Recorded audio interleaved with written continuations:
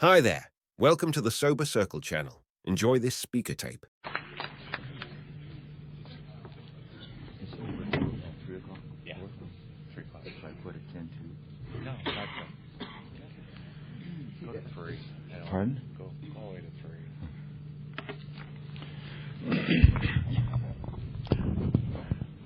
3. My name's Pikey Brown. I'm an alcoholic. Hi, Pikey. I want to thank Roger for his build-up. I need him like I need a hangover right now, you know. Jesus Christ. Thank you. Well, I sure know who my enemies are in this part of the country. Some of you people here know the one from Bullhead and some here from Laughlin. That Pikey is not my real name. Yeah. Pikey is a nickname that I acquired 74 years ago over in the Hawaiian Islands on the little island of Kauai, Kapaha, Kauai. My daddy was an engineer, and he and his wife, which is my mother, and we all went to Hawaii, and that's where I got born, and that's where I stayed till I was 9 years old, from 1930 to 1939. Then we moved from Kauai to Venice, California, and I stayed in that area up until about almost 2 years ago when I moved to Bullhead City. My real name on my birth certificate, my first name is Elwood, capital Elwood. My middle name is Laverne,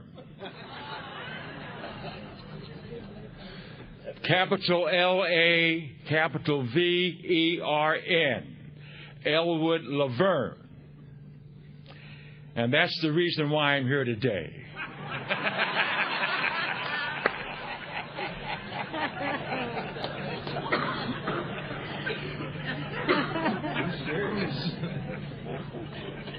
What are you laughing about? This is a serious program we got here. You know, I was sent to there's 4 or 5 people in this room that I got. Betty and I came in together years since 1966, and I got sober in September 1966 in North Hollywood, California, which is in the San Fernando Valley, which is just about 8 miles from the Valley Club. And I knew your sponsor, Captain Serenity. Boy, what a butt he was. I want to tell you, you know. Jesus Christ, but I loved him. He died sober. He must have had maybe about 25 years, maybe 28 years when he passed away. But I was sent to my first AA meeting when I was 29 years old. And that was in 1959. And back then, I lived in the San Fernando Valley. I bought a home. I left Venice. Went to Venice High School in Venice, California. Went to Santa Monica City College for a couple of years. Then I moved to San Fernando Valley and bought a home out there. And then in 1956, I was a butcher, a meat cutter by trade, which I had been since I was 17 or 18 years old. And I became a real good meat cutter back in those years. I joined the union in Los Angeles, Local 421. I became a good union member. And I was working for different meat markets. I worked for Safeway over in West Hollywood going back from 1950 to 53. Then I went to work for an independent grocery store in Westwood, California. Then when I was 26, I bought a meat market in Van Nuys, California, on Victory and Fulton. And I was a worker. I was a drinker. I was smoking dope. But, you know, when you're younger years, you can maintain pretty well. And when I was 28, I bought another meat market in Glendale, California, which is about 12 miles from where I was. Then I had 2 meat markets going. Then when I was 29, I bought a grocery store in Panorama City. I'm talking about 45, 50 years ago, and the San Fernando Valley was a beautiful, well, it's still beautiful, but no one speaks English there anymore, you know. It's a different locale from what it was 50 years ago. But anyway, I bought a grocery store in Panorama City. I stole my meat markets, and in that grocery store, I had a liquor license. Yeah, I had a beer license, I had a wine license, and I had a whole grocery store full of wine and beer, and I didn't have any employers to tell me what to do and when to do it or how to do it, and I could do pretty much what I wanted as long as I paid the rent on my little building that I had my grocery store in. And my wife worked with me and had some hired help, and you know, as we know from this book, this disease, that this disease gets worse, never better. But when I was 59, before I bought the grocery, I just bought the grocery store in 1959, and the judge in Van Nuys, he thought that I had a social drunk driving problem. So he sent me to some of these A&A meetings, and I'm going back, you know, 40 years ago. And there wasn't, even as big as L.A. was then, there wasn't a whole lot of meetings. And the first meeting I went to, I was 29, and by then I had my grocery store. I was making quite a bit of money. I had a beautiful home about a block and a half from the grocery store. I had a big swimming pool in my backyard. Had a nice 19-foot inboard, outboard motor in my garage. I was totally solvent except for the mortgage on my home, and I had money in the bank.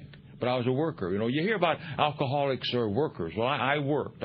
We were open from 8 in the morning till 9 at night, and I was working most of those hours until I finally lost the market in 1965 when alcohol and drugs took over.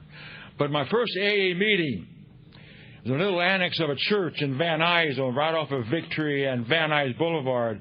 And I walked in that meeting, and there was about 15, it was a men's stag, I guess, about 15 men in there. They were all old. And I was a sweet, tender, you know, virginous type of 29-year-old, looking good. I walked in there all dressed up like I am now to impress everybody. Yeah. I wanted to be all things to all people, you know. I walked in there with a bunch of old men in there. They're all 50 and 60 and white-headed, and I sat down, and then one guy was talking, and they were at a little table. They all started talking, and as a matter of fact, when I was looking around the table, 3 of those guys looked like that they died and no one notified them, you know. Jesus. And then one of them started talking to me because I was the only newcomer there. And I had court papers, so I was sent here by that messed up judge that I had to go to these A&A meetings. And so he knew I was new, the guy did, the old man. He looked at me, he says, he called me son. He says, son, if you want what I have, and he was 80 years old, you know. He says, son, if you want what I have, and if you're willing to go any lengths to get it, there's a few things you got to do. And I thought to myself, you know, that's one of the guys that looks dead here tonight, you know. And I certainly don't want what he's got. So I had my court paper signed, and I did around, they only gave you 6 meetings back in those years. I did my 6 meetings, and I kept on drinking from 1959 to 1966. And let me tell you, this disease is progressive. So if you're kind of new here tonight, and if you think you're kind of a young stud or a young fox, no, alcohol doesn't know if you're young or old, or a boy or a girl or a man or a degreed or a pedigreed. All alcohol knows is once it's got you. And most of you here know what I'm talking about. Once that alcohol got you, once you take that drink is going to take a drink. It's going to take people like you and me, like the book said. I wish we had that book here. It's going to take people like you and me into various states of being pitifully and incomprehensibly demoralizing to ourselves and most certainly to our families and most certainly to many other people in our lives. And from that time frame, from 1959 to 1966, I was back in that Van Nuys jailhouse. I was in the West Valley jailhouse. I was in the Foothill jailhouse. When I got sober, there's only one jailhouse in Van Nuys, and that was the one in Van Nuys. But the valley was growing. They started putting different police stations around the valley, and I hit them all, trying to prove, like the book talks about. I was trying to prove that I could drink like other people. the great illusion, obsession of us alcoholics, thinking that someday, some way, we're going to find a way to take a little drinky poo or two, or a little pilly poo or two, or a little liney poo or two, or a little hitty poo or two off of a doobie-doo, like 80 do. Fuck you. Fuck you, baby. It'll bury you. You know, you get that insane thinking, and baby, if you're, like the book talks about, the real alcoholics, this is not Pussy Anonymous here. This is not where we come to get rid of the measles or the whooping cough or the flu. This is where we come to find God and find ourselves and get sober and get some sobriety and get our dignity and our self-respect and our self-esteem. You know, a nice-looking guy like me, as old as I am, you know, let me tell you, the last 2 weekends of August 1960, he told me I was good-looking, so I got to say that, you know. The last 2 weekends of August 1966, when I came, we all know, most of us know what blackouts are. And by then I'd lost my wife. My wife divorced me when she was pregnant with my fourth daughter because I tried killing myself on drugs. But I lost my home. I lost the swimming pool went with the house. It went to my wife. The judge gave me my boat. I sold my boat to buy my drugs and to buy my alcohol. When my wife divorced me in September 1965 from the San Fernando Valley Courthouse, and in that year, all the money I got from that sale of the business was gone. I paid it all to attorneys and doctors and women and going here and going to Las Vegas, doing all those fun things, drinking and smoking dope and dying one day at a time. The last 2 weekends of August 1966, I pray I never forget this. When I came out of a blackout the third weekend of August 1966, I was stark naked. And a cop had a fire hose. And I was in the Van Nuys jailhouse shower, I was told. And I was naked. He was hosing doo-doo off of me because they caught me. You know where it is. Betty knows where it is. Walking up Van Nuys Boulevard towards Victory Boulevard with a couple six-packs drinking that beer. And I was poo-pooing my pants in a blackout. How pitiful can you get? And Corky, I don't thank you for being here, Corky. Anyway, that's why I moved. Well, Corky brought me here in 1980 when he moved here. And I thought, well, if he can live there and stay sober, so can I, you know. Anyway, that was the third weekend of August. And they gave me some jail clothes, and I went out on the streets.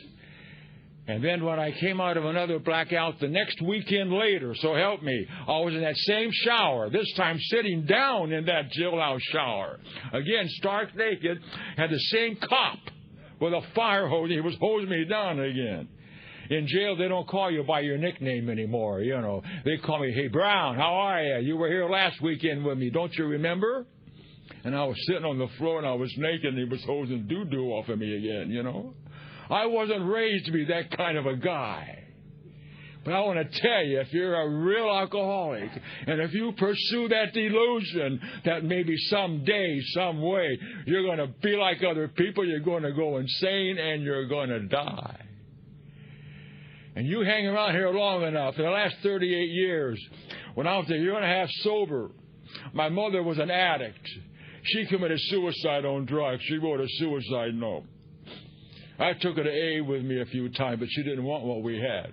Like many of us don't want what we have here. Apparently, we want what this program has. Then 8 years, I had 4 daughters by then.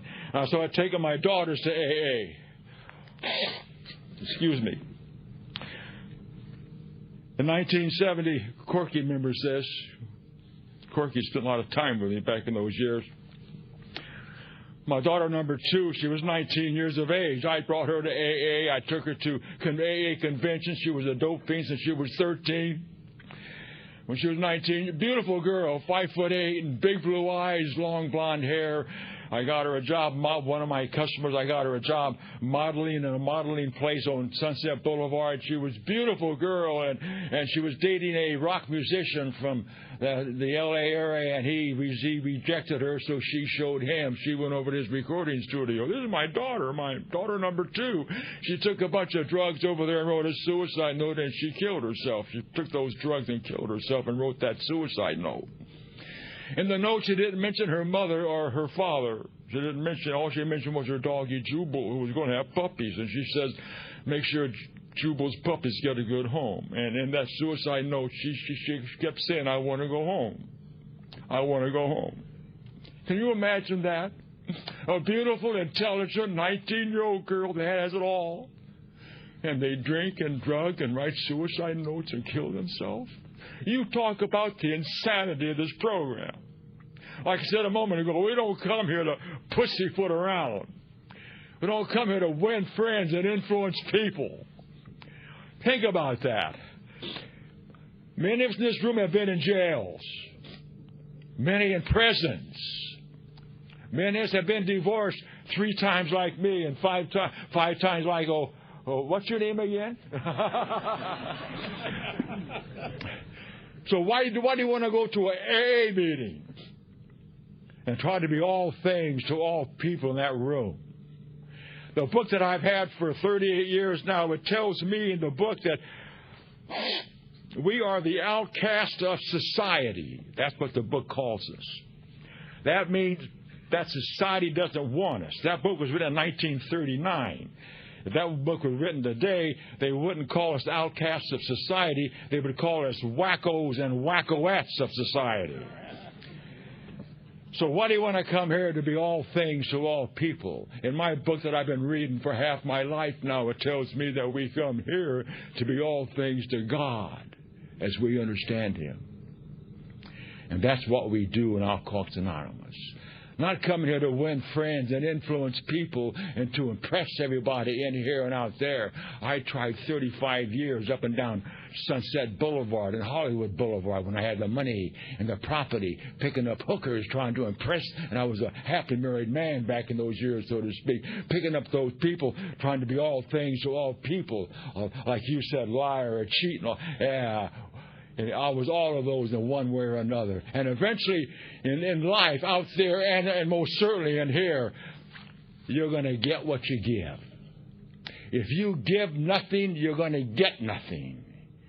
But in here, we find that we have to, within time, we learn to give ourselves completely to the simple program. You know, most alcoholics are blessed with 2 lives. Think about this. The life that God each and every one of us in this room. In most cases, it was pitiful and incomprehensible and demoralizing and lying and cheating and drinking and drugging, doing all the things that people like us do. And we're so insane, we can find insane justification to justify our insane actions. This is the insanity. And then, that power we talk about. He reaches down and He touches us. And He says, I'm going to give you sobriety. And then we're given a second life, which we're all experiencing here today. But when He gave us the second life, He gave us the responsibility to take care of our new life.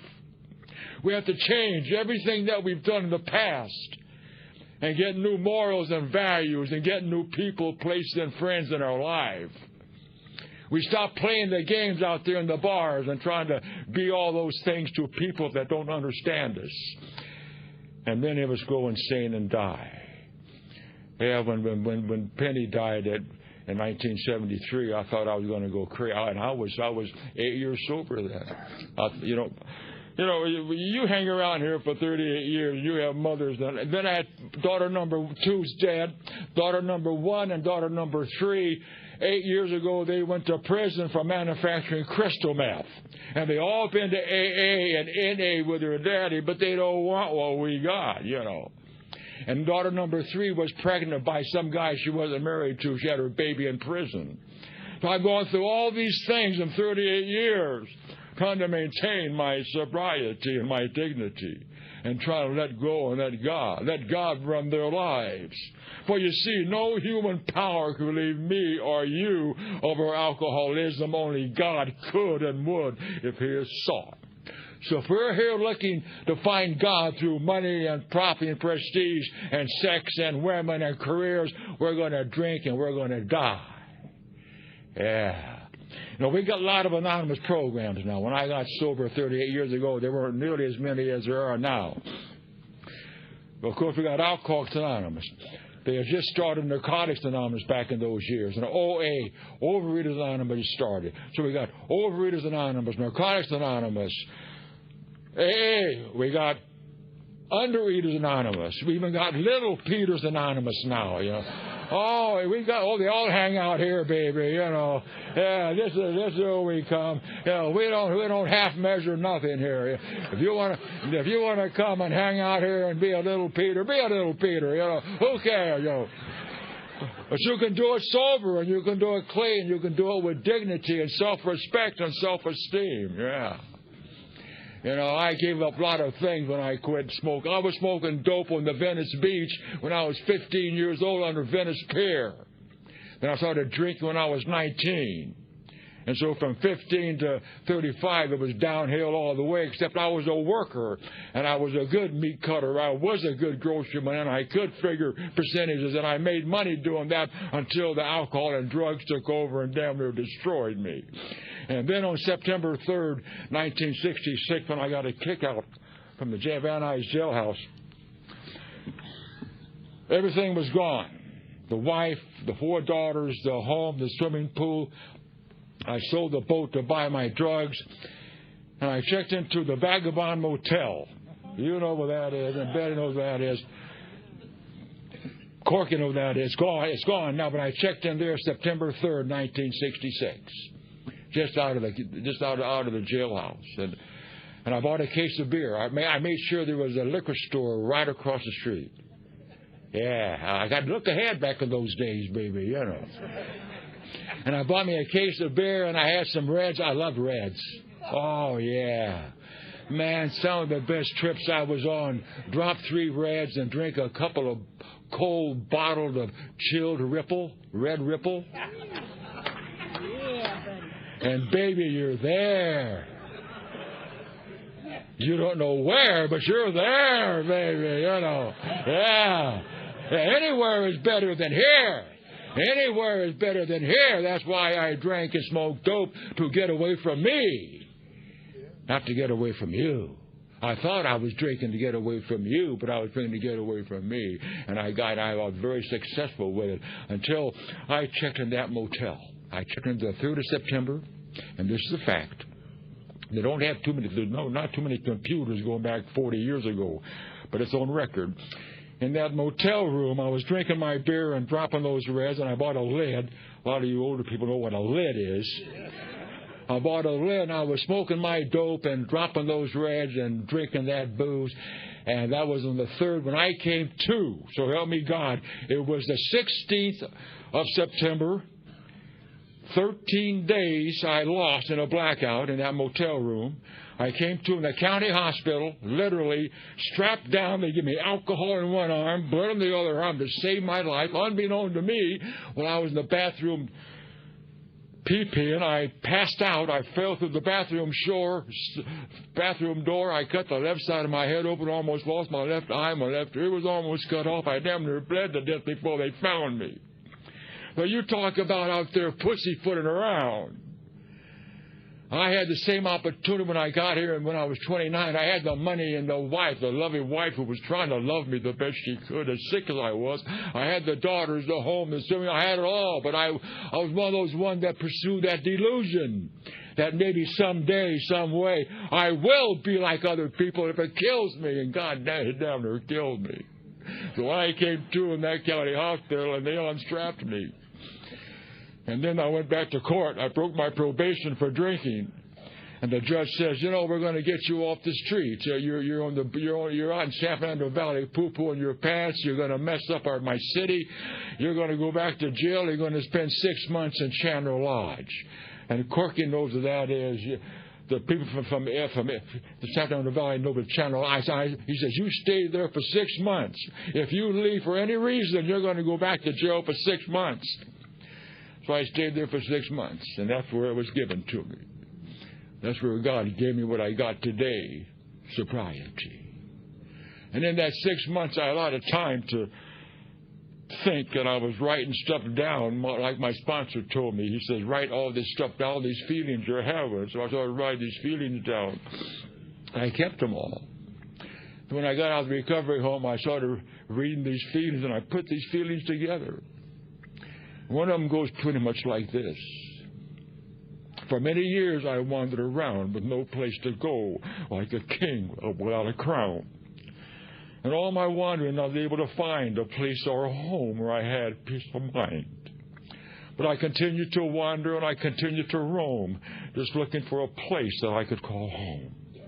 And all my wanderings, I was unable to find a place or a home where I had peace of mind. But I continued to wander and I continued to roam, just looking for a place that I could call home. And then that's when I found it. That's when I found that it's okay to be me. You know, sooner or later, every alcoholic will take their last drink. But we here in Alcoholics Anonymous, but for the grace of God, and only but for the grace of God, we live and learn to do what we're doing right this very moment, to share our experience, our strength, and our hope. And maybe a little more difficult for some of us so-called macho men in that recovery home 38 years ago. I was still living there 38 years ago. From September to March 1997, I lived there.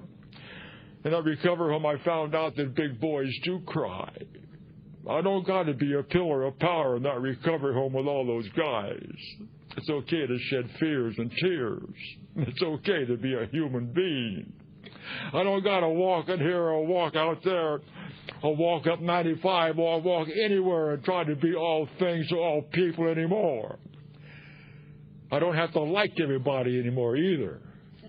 I found I got to try to love them and accept them for who they are and what they are if they allow me to be myself. The people that I don't particularly care for, my sponsor said, we'll pray for them. I said, well, I pray for them. I wish they'd drop dead. Why do we pray for them? You know, what a waste of my time. Anyway, he said, pray for them. So after 38 years now, every night when I get home, I pray for the people I don't like. So I get my list out. I got about 6 pages. I half measure nothing, folks, you know. Pray they'll all drop. Yeah, and I start praying for all these people by name. But I even went a little further than what my sponsor said. I even pray that each one of these people, when they die, they go straight to heaven tonight. Yeah, you're out of here, sucker. Beam them up, Scotty, you know. Yeah, so I don't walk into the Lano Club.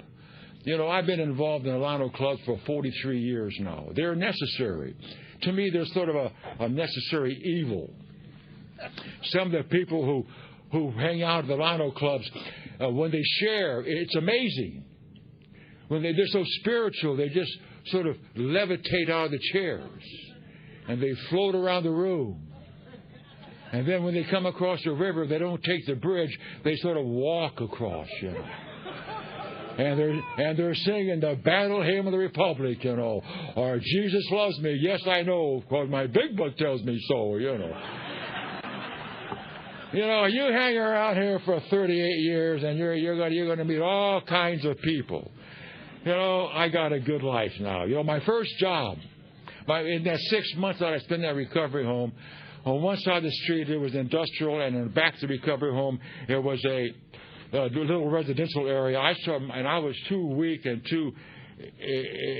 I couldn't concentrate too well, and I started mowing lawns in that little residential district and pulling weeds because I lived in a recovery home. I was paying $18 a week room and board back then, and I had to make enough money to pay my way. Anyway, my first room, when I got out 6 months later, the judge let me move out. I got my first job one of the guys in the program. I think maybe Betty would know him, Bob Crevier. He was managing the Volkswagen store on Reseda Boulevard in Reseda, California, which is all part of the San Fernando Valley. And I didn't have a car. My car was repossessed. I didn't have no money, no nothing. Anyway, he gave me a little Volkswagen to drive. And he sent me to Volkswagen school to find out that in Volkswagens back in the 60s, they were air-cooled, and the engines were in the trunk opposed to the hood. Then I spent a week learning how to be a salesman. Then after I went to school for a week, at the meeting one Saturday night, he said, okay, Pikey, you come to work Monday, put a shirt and tie on. Put a pair of pants on that looks nice. You get a coat if you get one. And I walked in there to Sanusi Volkswagen, and that Monday morning, and I was looking halfway decent. I was around 7 months sober. And Bob says, okay, we had a little red Volkswagen right out in the middle of the floor. And this couple walked in, about my age. I was 36 then. I got sober in September. I turned 36 in October the following month. But I walked out to that showroom floor. There was family about my age. I had a couple little kids. And Bob said, now you walk out and be confident. I'm scared. He said, stick your hand out and give them that AA smile and tell them, give them your name. So I left my office and I put my hand out. I walked out and I says, hi, my name's Pikey. I'm an alcoholic.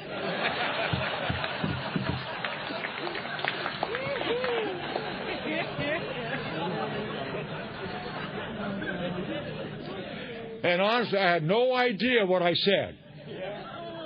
Because I was in that recovery home for 6 months, orientated to say, hi, I'm Pikey, I'm an alcoholic. I just came out, and that couple, that family left, they couldn't get out of that building fast enough. Boy, they grabbed those kids, and man, they were like Mach 1, you know. And I walked back to my office, and Bob says, Pikey, you did great. Except you don't tell them you're alcoholics. And so I had to go through some training processes then, but I became a pretty good Volkswagen salesman. Well, my time's running out now, but, you know, this is a good way of life. If you don't want what you had out there, and you want to retain your dignity and some serenity and some self-respect and sobriety and walk around, you know, we come here, and every morning when I wake up, and I have for half my life now, I ask my God to grant me the serenity to accept the things I cannot change, courage to change the things I can, and the wisdom to know the difference. And Rob was talking about me not getting married. Very briefly, 21 years ago, Corky knows about this. Corky drove me to Las Vegas to marry this girl. I haven't forgiven him for that yet. I married this girl. I was 53. I was, you know, pretty much looking like I am now. I married her. I was 53. She was 46. She was educated. Her only son was going to San Diego State. I didn't have to support her or her kid. And I thought, well, and I loved her. And I married her. I came home from sick one afternoon after 5 months, and I caught my new bride in bed with a woman. My bride in a bed with a woman. You know, that fucked up my whole day. You know.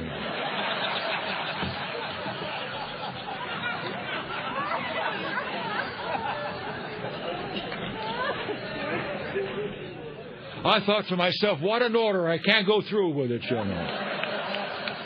But I tell you what, every red-blooded man will do, I jump right in the middle. Yes, sir. No, I didn't do that, really. I kind of wish I would have now, because she was a good-looking gal, by the way. She was cute. Anyway, I divorced her, and that was 21 years ago. Anyway, the way I stay sober this afternoon is that I don't drink anymore, I don't drug anymore, and I don't get married no more. And I don't die. Thank you so much.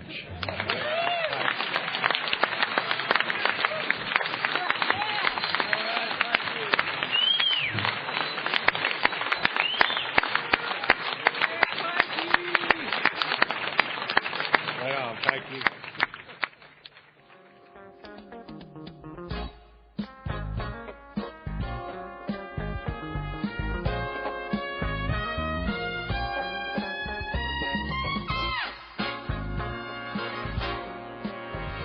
We hope you've enjoyed this recording. To obtain additional copies, receive a free catalog of AA and Al-Anon talks, or to find out about our tape and CD of the Month Club, call Encore Audio Archives at 1-800-878-1308 or visit our website at www.12steptapes.com.